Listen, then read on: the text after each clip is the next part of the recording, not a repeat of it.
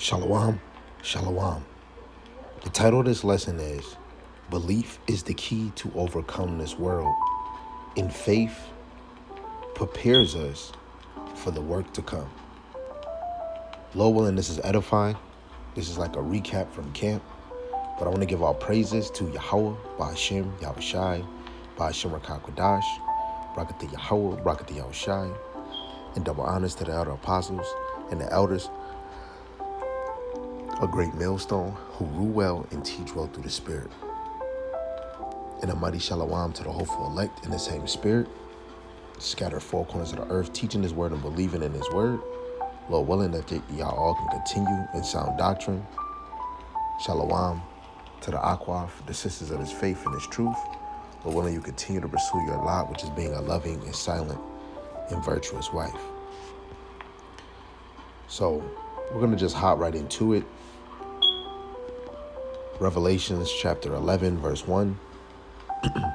And there was given me a reed like unto a rod, and the angel stood, saying, Rise, and measure the temple of the Most High, and the altar, and them that worship therein. The temple is synonymous with, those that are of this truth, right? And I believe I want to go to 1 Peter chapter 2 and verse 5. Ye also, as lively stones, are built up a spiritual house, a holy priesthood, to offer up spiritual sacrifices acceptable to the Most High by Yahushua HaMashiach. Now, through the Spirit, we see that Solomon built a physical temple. Yahushua was building the spiritual temple, which is this spiritual house, this walk, this ministry of believers. Let's go to Ezekiel, the 9th chapter, and let's read verse 4 to 6. It says, Yahweh said unto him, Go through the midst of the city, through the midst of Jerusalem, and set a mark upon the foreheads of the men that sigh and that cry for all the abominations that be done in the midst thereof. And to the others he said in my hearing, Go ye after him through the city and smite. Let not your eyes spare, neither have ye pity. Slay utterly old and young, both maids and little children and women, but come not near any man upon whom is the mark. And begin at my sanctuary. Then they began at the ancient men, which were before the house. Right? So when we see in verse 4, this mark in Hebrew is Thawah, H8420, and it's a desire mark, a desire Thawah, mark Thawah as a sign of exemption from judgment.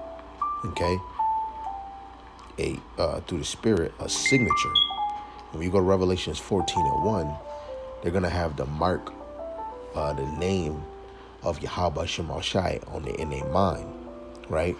And those that don't have the mark, which you read in verse 6, slay utterly old and young, both maids and little children and women, but come not near any man upon whom is the mark, and begin at my sanctuary. When we look, begin at his sanctuary, it's speaking about this house, right? 1 Peter 4 and 17. For the time is come that judgment must begin at the house of the Most High. And if it first begin at us, what shall be the end be of them that obey not the gospel? Right? So judgment is happening first at the house of the Most High, which is this temple, right? This sanctuary, right? And if the righteous scarcely be saved, where shall the ungodly and the sinners appear? And again, with verse 17 is men and even women that's claiming to be in His truth, and they really not. So the Lord is going to sift the fake from the phony. So let's go back to Revelations, the 11th chapter. And let's read 2 and 3. But the court which is without the temple leave out, and measure it not, For it is given unto the Gentiles, in the holy city shall they tread under foot 40 and 2 months. This is speaking about now, right? The Gentiles are in the outside of this temple, this truth, because it's not for them. And I will give power unto my 2 witnesses, which is, synonymous with Judah and Ephraim, the southern and northern kingdom. And they shall prophesy 1,260 days, clothed in sackcloth, which is lining with, really it's 1,260, right? Really going into years. And that just goes in line with the 350 years, right? Where Jake is going to be silent, right? Because when we keep reading, we're going to understand that these prophets are going to have that power to devour their enemies, because we understand that, the elect, their first spiritual power is this word. Nobody's going to be able to gainsay us, because this word is not going to go back to Yahweh Hashem Yahushai unvoid. Okay? So let's go to Jeremiah, just to even back up the sense. Jeremiah chapter 50.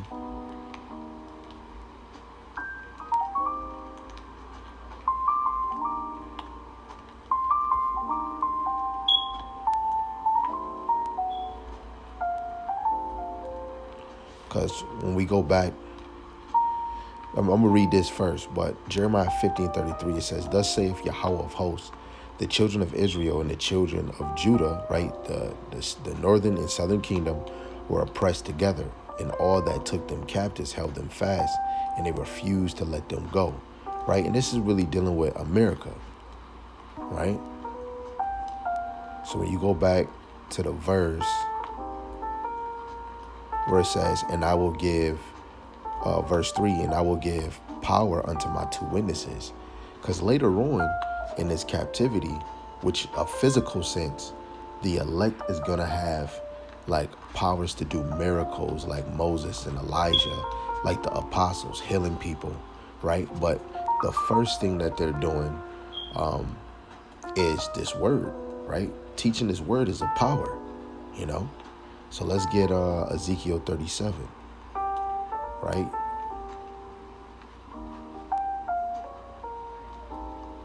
Ezekiel 37, verse 4-8. "Again he said unto me, Prophesy upon these bones, and say unto them, O ye dry bones, hear the word of Yahweh. Thus saith Yahweh Shemashai, power unto these bones. Behold, I will cause breath to enter into you, and ye shall live. And I will lay sinews upon you, and will bring up flesh upon you, and cover you with skin, and put breath in you, and ye shall live, and ye shall know that I am Yahweh." And not everybody is getting basically skin, really just lining up with understanding. Some brothers might come in this thing and know and understand, oh, I'm a Hebrew Israelite, but they're not fully getting the spirit of life that's in them, like Revelation 11:11. "So I prophesied as I was commanded, and as I prophesied there was a noise, and behold a shaking, and the bones came together, bone to his bone. And when I beheld, lo, the sinews and the flesh came up upon them, and the skin covered them above, but there was no breath in them," right? Well, what is that breath?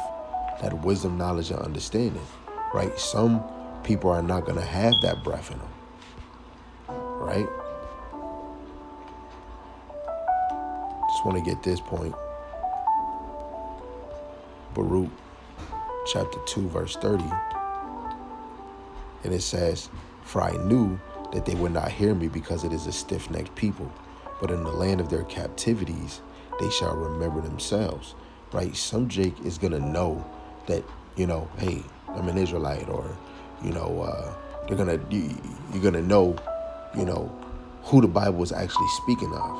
But you might not have that breath of life, right?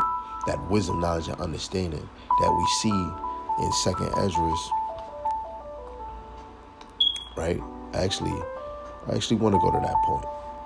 2nd Ezra 14 It's starting at 45. It says, and it came to pass when the 40 days were fulfilled, that the highest spake, saying, the first that thou hast written, publish openly, that the worthy and the unworthy may read it. Right? So it's some people that's reading these scriptures that's unworthy. It says, but keep the 70 last, that thou mayest deliver them only to such as be wise among the people. For in them is the spring of understanding, the fount of wisdom, and the stream of knowledge. Everybody doesn't have full understanding and wisdom and knowledge pertaining to the scriptures, because there's many people that are unworthy to get it, right? Going back to that breath of life. Some are missing the breath of life, right? So let's go back to the other app. Let's go back to Revelations 11 and read in verse 4 and 5. It says, these are the 2 olive trees and the 2 candlesticks standing before the Most High of the earth. And if any man will hurt them, fire proceedeth out of their mouth and devoureth their enemies. And if any man will hurt them, he must in this last manner be killed. Now again, fire proceedeth out of their mouth and devoured their enemies. Now, when we look at Jeremiah for, as an example, Jeremiah 20:9, then I said, I will not make mention of him, nor speak any more in his name, but his word was in my heart as a burning fire shut up in my bones. And I was weary with forbearing, and I could not stay. Right? He said he wasn't going to teach in the name of Yahweh Shem Al Shai no more. But guess what? The Lord put a fire in him. Right? When you look at Job 32:18, for I am full of matter, the spirit within me is constraineth me. Behold, my belly is as wine, which hath no vent. It is ready to burst like new bottles. I will speak that I may be refreshed. I will open my lips and answer. Right? Another example of that fire.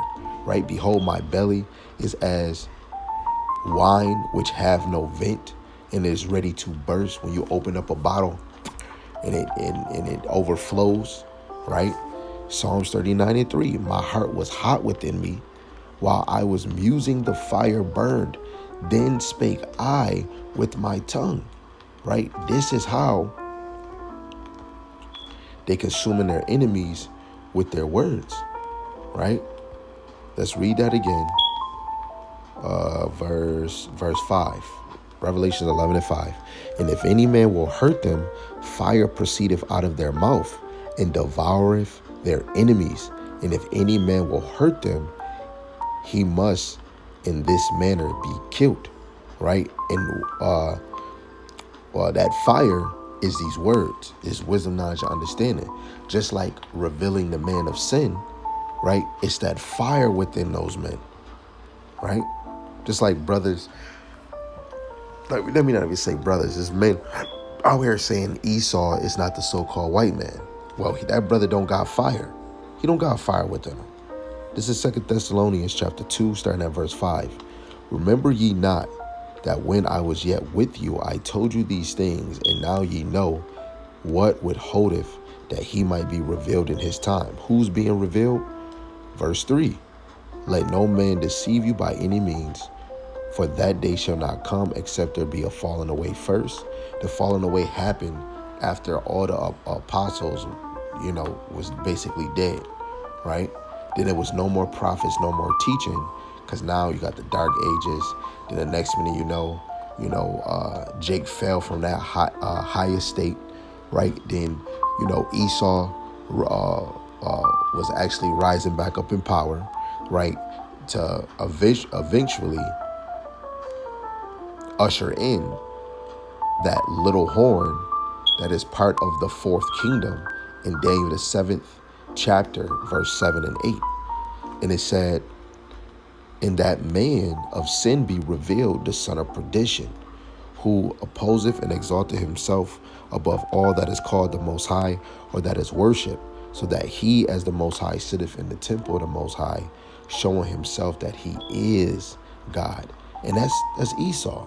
So dropping back down to verse 5, remember ye not that when I was yet with you, I told you these things, and now ye know that withholdeth that he might be revealed in his time. It wasn't the time, right, in the time of the apostles and the prophets, to reveal who Esau was. That's why when you see like John the Revelator, right, brothers calling him a devil or that old serpent, right, speaking in code, because this thing was a mystery and it was supposed to be revealed unto those that had that spirit of life in Revelations 11 and 11. Verse 7, for the mystery of iniquity doeth already work. Only he who now letteth will let until he be taken out of the way, right? This is Esau. He has to be taken out of the way, and then shall the wicked be revealed, whom Yahweh Shemashai shall consume with the spirit of his mouth, and shall destroy with the brightness of his coming. So who is the spirit of his mouth, right? That's the prophets, right? Let's go to St. John 10. Spirit of his mouth. When you start at verse 2, it says, but he that entereth in by the door is the shepherd of the sheep. That's the prophets. To him the porter openeth, and the sheep hear his voice, and he calleth his own sheep by name and leadeth them out. The door is Yahushai. Yahushai, especially in the parable about the banquet in Matthew 22, when he told him to go out and bid, people to the marriage, good or bad, get as many as you can. To bid them is to call them by name, call them to a name. So the voice is the prophets. The voice is the doctrine that the prophets are using, and we're calling the sheep, right? But we understand through the Spirit, Yahweh Shem Shai is speaking through the prophets. Hebrews 1:1. The Most High, who at sundry times in diverse manners spake in time past unto the fathers by the prophets, have in these last days spoken unto us by his Son, whom he have appointed heir of all things, by whom also he made the worlds. Right? Yahweh Shai is speaking to us through the Rakak Wadash, right? When we look at St. John 6:44, who is raising us up in the last days? Right? St. John 6:44, no man can come to me except the Father which have sent me draw him, and I will raise him up at the last day. Right? So it was through Yahweh Shai we're drawn to Yahweh Bashem Yahweh Shai. We're drawn to seek him. Right? It's the unction from the Holy One. Right? Through Yahweh Shai, right, we're given the Rakak Wadash that comes in his name. In the Rakak Wadash, St. John 14:26 is teaching us all things. This is why the scriptures is like a two-edged sword, right? Hebrews 4:12. It says, for the word of the Most High is quick and powerful and sharper than any two-edged sword, piercing even to the dividing asunder of soul and spirit and of the joints and marrow, and is a discerner of the thoughts and intent of the heart. Right? This is the weapon that the men of the Lord is using, right? And it comes with training, practice, right? It's Ephesians 6:17. It says, take the helmet of salvation and the sword of the Spirit, which is the word of the Most High. This is our weapon, right? So we're going to close out. This is Revelations 11, and I'll start at 1, reading the 5, since we got the sense of it. And there was given me a reed like unto a rod, and the angel stood, saying, rise and measure the temple of the Most High, and the altar, and them that worship therein. Who's worshiping in the temple? Worship, obey, pray, right? Who is worshiping, right? Obeying the Lord, right? But the court which is without the temple leave out, and measure it not, for it is given unto the Gentiles. In the holy city shall they tread under foot 42 months, right? And I will give power unto my two witnesses, and they shall prophesy 1,260 days, clothed in sackcloth.